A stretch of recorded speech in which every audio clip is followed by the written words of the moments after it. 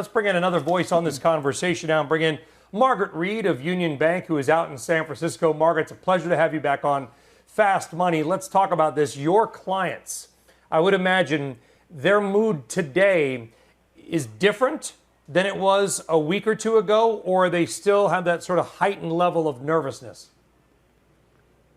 Hi, Brian, and thank you for having me today and being on the panel as well. I would say at this juncture, we have clients who continue to have a lot of concerns out here in California, with the shelter in place, particularly those clients of ours that are real estate-oriented investors, but also on the equity market side, too, because we are living and breathing this stay-at-home recession and seeing what's happening to the consumer base, seeing what's happening to our business base.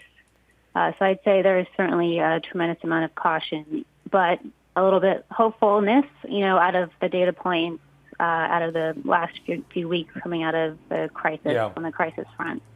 Especially where you guys are out west, you've had some maybe glimmers of hope for us here on the East Coast because you had it sort of worse first, but it's come down. Are your clients pressuring you to sell? Are you recommending that we sell? Do we think that we have made maybe a medium or short-term market bottom, or could there be more pain to come, Margaret? Well, Brian, at this juncture, we're urging clients to kind of recognize these various phases that we'll have in the market and the economy in this unprecedented health crisis and recession at hand here.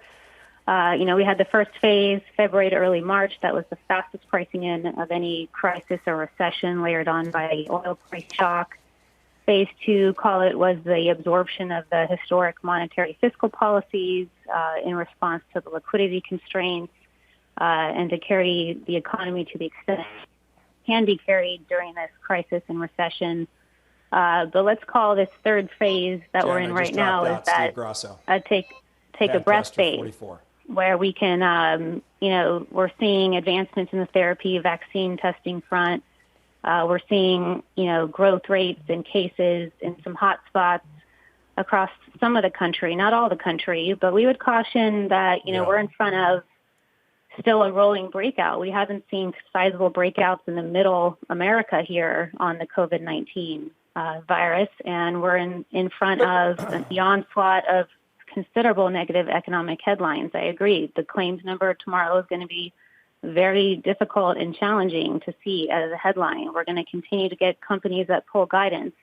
So I would say on the balance of where the markets stand today, we would be a little more cautionary, just because we don't view this as kind of the end of the market correction here.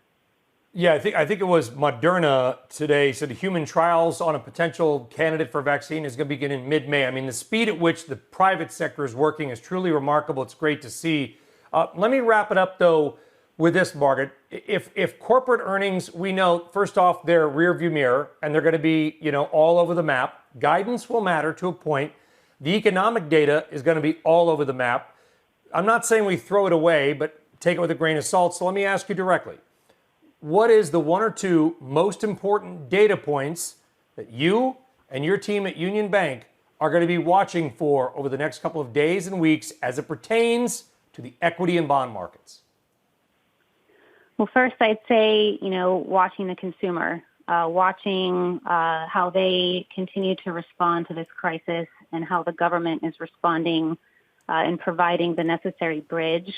Also, watching the credit markets. It's just very important that the credit markets continue to recover from this last month to ensure that there is a consistency in the operation of the capital markets at large.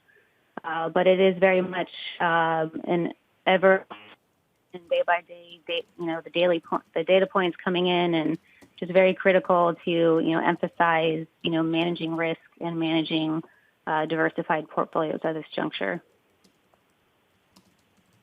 Margaret Reid of Union Bank out west. Best to you, your family, your team, everybody out there. Margaret, we look forward to seeing you back on CNBC in person on the East Coast sooner than later, Margaret. Thank you very much. Tim, we talk about those signposts. What about the transports? The transports, which are supposed to be a leading indicator, they're not looking too bad lately. Well, they're a major leading indicator, especially going into a recession. And you can argue that the transports, boy, you could have played the market perfectly by getting short transports 9 to 12 months in advance of this pullback. In fact, it was death owning FedEx, a stock I'm actually long.